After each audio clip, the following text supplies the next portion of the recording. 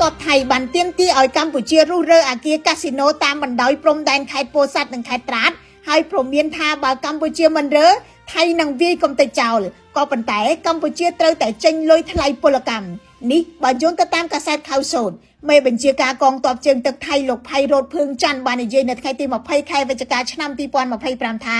ទ័ពថៃរងចាំបទបញ្ជាវាយកំទេចដោយដែលខ្លួនធ្លាប់បានរុះរើសំណង់ចំនួន3ខ្នងដែលសាងសង់ដោយកម្ពុជានៅខេត្តពោធិ៍សាត់នាពេលកន្លងទៅថ្មីលោកផៃរ៉ូតនិយាយថាអ្នកណាធ្វើអ្នកនោះគឺជាអ្នករើក៏ប៉ុន្តែប្រសិនបើកម្ពុជាបដិសេធហើយសុំឲ្យថៃជាអ្នកកំទេចនោះកម្ពុជាត្រូវតែរ៉ាប់រងការចំណាយទាំងអស់លោកបានបន្ថែមថាការពិភាក្សាកម្រិតខ្ពស់ជាមួយកម្ពុជាកំពុងតែដំណើរការដើម្បីសម្រេចទៅលើករណីនេះក្រសួងការពារជាតិកម្ពុជាមិនទាន់មានប្រតិកម្មតបតជាផ្លូវការចំពោះការលើកឡើងរបស់ភាគីថៃនៅឡើយទេគិតត្រឹមព្រឹកថ្ងៃទី22ខែវិច្ឆិកាឆ្នាំ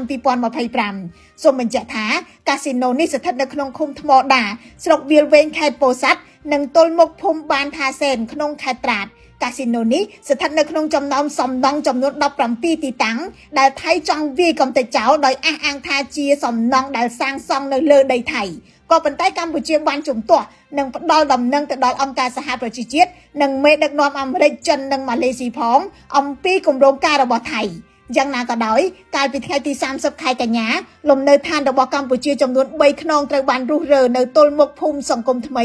ឃុំថ្មដាស្រុកវាលវែងខេត្តពោធិ៍សាត់អ្នកនាំពាក្យកងទ័ពជើងទឹកថៃលោកផារ៉ាត់រតនាឆៃប៉ានបាននិយាយថាស្ថានភាពជុំវិញផ្ទះ3ខ្នងដែលត្រូវបានរុះរើនោះនៅតែតានតឹងលោកថាកងកម្លាំងកម្ពុជាបានវិលត្រឡប់ទៅតំបន់នោះវិញបើទោះបីជាថៃបានរុះរើសំណង់អស់ក្តីហើយថាថៃកំពុងតែតាមដានស្ថានភាពនៅតំបន់នេះយ៉ាងដិតដល់